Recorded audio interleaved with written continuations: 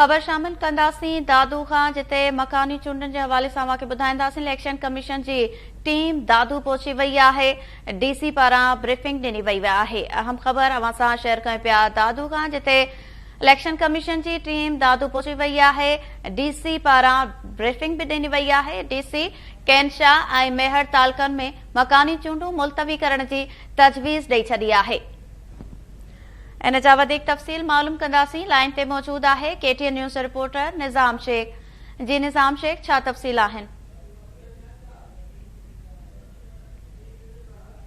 जी निज़ाम जी दादूअ में बोर्ड जे तबाहकारियुनि खां पोइ केतिरनि ई इलाइक़नि में जेके पोलिंगूं आहिनि उते पाणी हुजण जे करे डीसी दादू सैयद मुर्तज़ा अली शाह पारां ताज़ो इलेक्शन कमीशन खे रिपोर्ट ॾिनी वई आहे त ख़ैरपुर नाथन शाह ऐं मेहर तालकनि जे कुझु पोलिंगूं जेके आहिनि उते वोटरनि खे अचण में मुश्किलातूं थींदियूं, जंहिंजे करे उहे जेके आहिनि इलाइक़नि में जेका इलेक्शन आहे उहा तजवीज़ लिखत में मोकिली आहे त उते इलेक्शन 2 महीना न कराई वञे।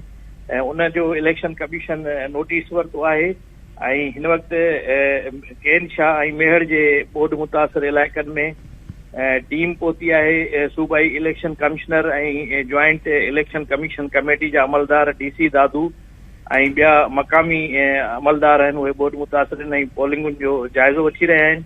ख़ैरपुर नाथन शाह जे कुझु इलाइक़नि खां पोइ हिन वक़्तु टीम जेका आहे उहा मेहर तरफ़ रवानी थी वई आहे ऐं इहो जाइज़ो वरितो पियो वञे त कहिड़नि कहिड़नि इलाइक़नि में पाणी आहे, किथे किथे पोलिंगूं थी सघनि थियूं या नथियूं थी सघनि।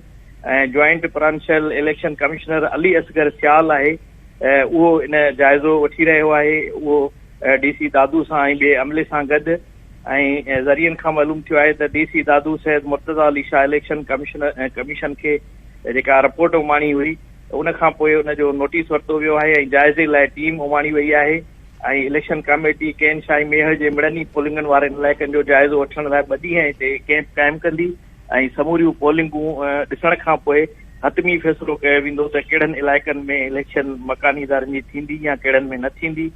ऐं जेको ज़रियनि खां मालूम थियो आहे त टीम जेको जाइज़ो वठी रही आहे त शहरी जेके इलाइक़ा आहिनि मेहर ऐं कैनशाह जा उते पोलिंगूं थी सघनि थियूं, पर ॿाहिराड़ी जा इलाइक़ा जेके आहिनि उहे बोर्ड मुतासिर आहिनि, उते जेको आहे सो जाइज़ो वरितो थो वञे।